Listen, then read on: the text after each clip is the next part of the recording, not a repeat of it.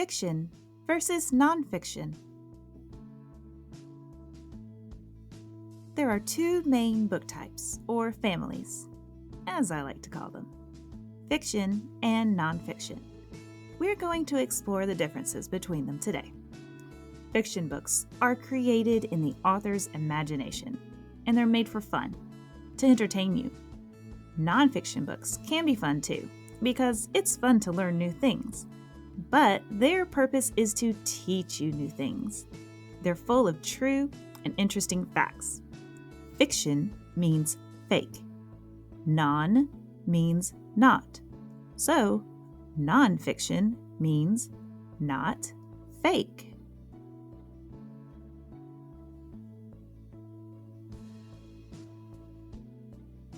Fiction stories are narrated by either the author or from one of the characters' points of view. An easy way to remember the difference is with this chant: fake, false, phony, baloney. Fiction books are made for your entertainment only. Say it with me: fake, false, phony, baloney. Fiction books are made for your entertainment only. Fiction includes novels, picture books, short stories, and beginning readers or early chapter books.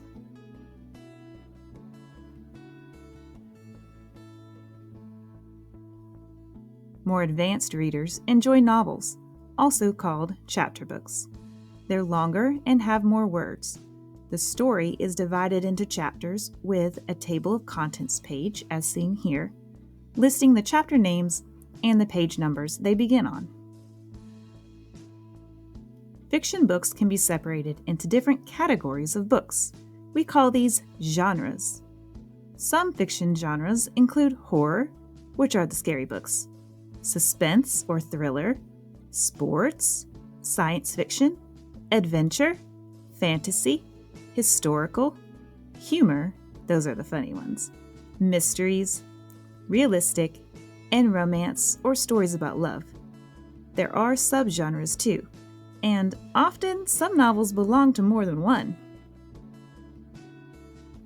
Fiction stories have story elements, which include characters. Characters can be people, animals, or things acting like people. That's called personification. The setting is where and when the story takes place, such as the time of day or year and the location. Also a plot, where the events of what happened, the problem, and the solution are shown. These events are arranged in order and are meant to be read from the beginning to the end. The characters will face problems and have to figure out how to get past them. You can think of a plot like a roller coaster. The beginning of the ride is the hook that gets you interested.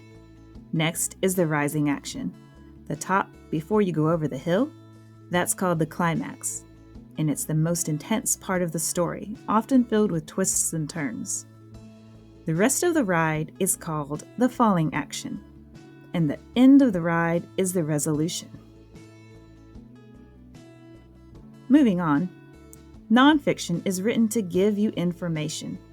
These books can contain true facts about real events, people, animals, or things. They are not made up by the author. We read them to learn about new things.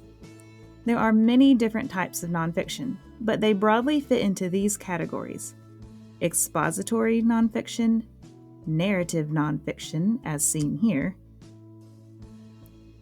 persuasive nonfiction, and descriptive nonfiction.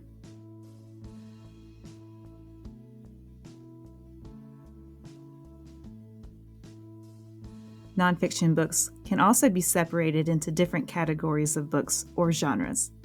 Some of these include reference materials like dictionaries and encyclopedias, periodicals like newspapers and magazines.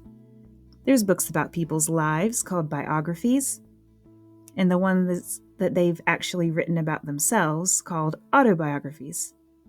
We also have journals or diaries, letters, essays, historical texts, poetry, jokes, riddles, languages, religious texts, and many other informational texts. Here's an overview of nonfiction text features. Text features are special things found in nonfiction texts that organize all the information and statistics to help explain the topic to you.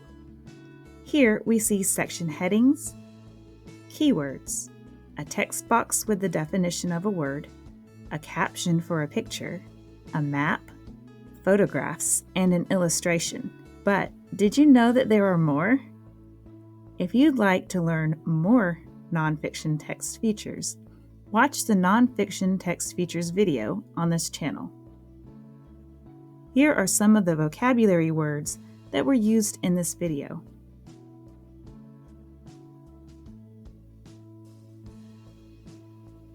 Thanks for watching. Be sure to like, share, follow, and subscribe for easy access to this channel.